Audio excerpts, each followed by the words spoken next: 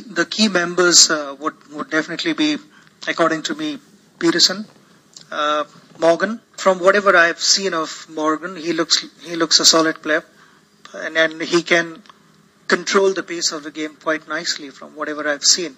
Not so much in the longer version like county matches or whatever. I've not seen much, but whatever I've seen in T20 and the one-day matches, I think he knows how to control the game. And in the bowling department, I think Swan. I think they are going to be the key members according to me, and then obviously the experience of Strauss. That's going to help England to perform better and do something special in Australia. The new ball bowling attack will have to provide breakthroughs, but I think Swan will play a big role there because he would sort of be bowling from one end, and then from the other end there'll be fast bowlers bowling in short bursts. So England definitely you have a good chance, I can say that. Can you believe it's been 20 years since your first international tour here to England, that famous series? Tell us about your memories of that experience. You scored a century, of course, at Old Trafford, becoming the second youngest player in Test to do so. But that must be a magical time for you in your career, that first trip over here to England, and how well you did as a young player. Growing up as a kid, I came here with the under-19 team with the Star Cricket Club. It was a fantastic experience, but then to come to England in 1990 with the Indian team, senior team, was absolutely fantastic for me. It was a dream come true, and then I grew up watching cricket being played in England and also India playing some wonderful matches here. So you know that was a source of inspiration for me, because the dream was to play for India, and when you actually get a chance to go to Lord's, Old Trafford was the ground where I scored my first Test 100, and it came at the right time because we'd lost the first Test match and the second Test match again, struggling a bit, and then we had to play out the whole day to save the Test match to keep the series alive for us. We managed to do that, and just a few days ago I was watching that video, and after completing my 100, I was embarrassed to actually look at the crowd and show my bat. So I sort of looked down, and it felt nice. Those memories are everlasting memories. And the first press conference of my life, I didn't know what to expect, because you ask a 16-year-old, 17-year-old to face the entire media with so many cameras in front of you.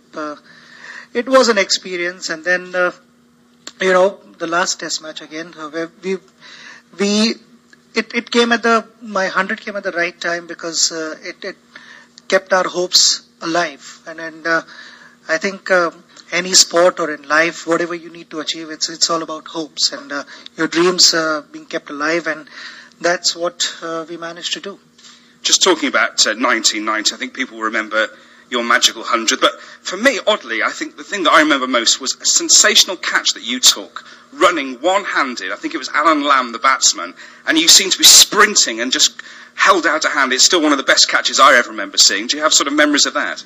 Yes, I do remember, and I also remember that how come the ball is stuck in my hand, because I just stretched my arm at full speed, and I had somehow managed to reach the ball and got it. So that particular catch, after going back to the dressing room, I remember W.V. Raman, our opening batsman, we used to call him a lazy, elegant batsman, because he preferred to be in that zone where not much of footwork but a treat to watch. So we used to call him lazy, elegant W.V. Raman.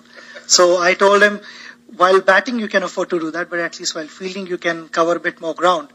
And I said that I had to come in front of you and take the catch. He said, is it? I didn't realize that. Thought it was your catch. But it was an experience, and the response that I got from everyone was fantastic. 2 years later, you came back to England to play, of course, for Yorkshire. People remember pictures of you with your flat cap on and a pint and that sort of thing. And what was that whole experience of playing in the county cricket over in England? First of all, to wear the Yorkshire hat and hold a Tetley in my hand. I hadn't started drinking then. So it was a bit of a shock to my parents at home. And I said, no, I haven't started drinking. Don't worry, it's only for a photograph.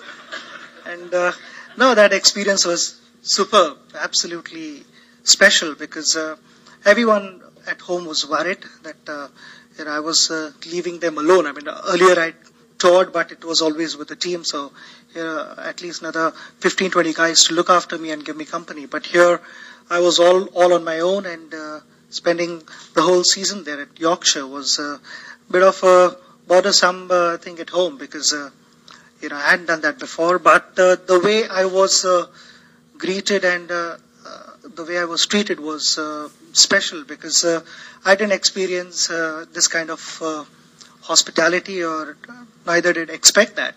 They were very warm, extremely loving, and looked after me well.